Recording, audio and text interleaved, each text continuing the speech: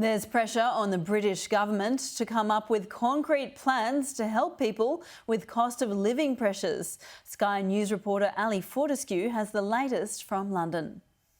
The pressure is definitely on. Nadhim Zahawi obviously is in a pretty unusual position because ordinarily he'd be the person being held to account over what the government is going to do on rising energy bills, but he knows that he can't go ahead with any serious fiscal intervention. He knows that he is sitting in while we wait to find out who the next Prime Minister will be and who their next Chancellor will be.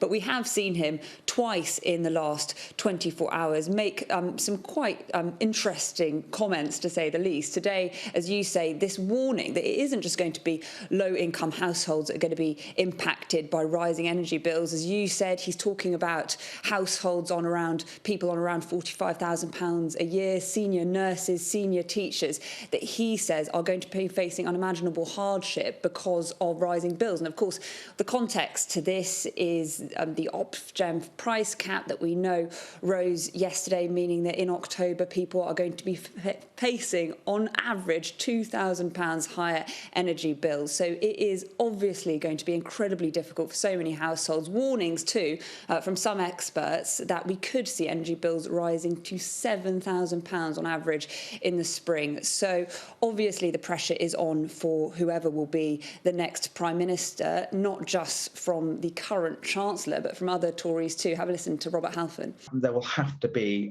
an intervention in terms of our public services, schools, the NHS, policing, essential public services, because all it means is that these central public services will be spending money on their energy bills rather than spending money on frontline services. So this is why it is going to be a huge, large-scale intervention that is needed, but it's got to be sustainable and it's got to be properly costed as well, so it doesn't increase our national debt by too much, because otherwise that will cause other problems down the road.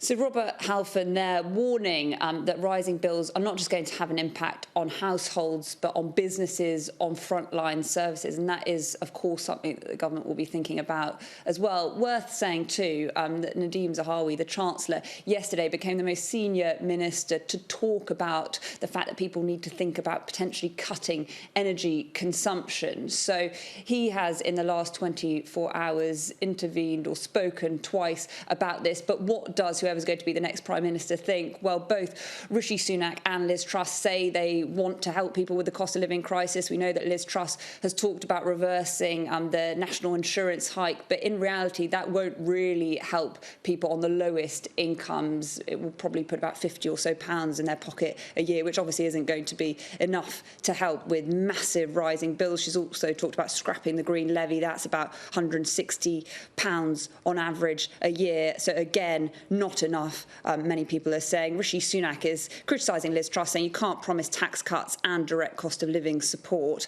But he also hasn't really given any specific details on the direct help that he would be offering if he becomes Prime Minister. So there is pressure on direct intervention, of course, alongside this, a row to the public sector pay, warnings about strikes. We have talked about the cost of living crisis a lot, but it does really feel like we are on the cusp of people really facing hardship with their bills, many people in unmanageable situations, and that obviously is going to be the big problem that will dominate the next few years for whoever becomes the next Prime Minister.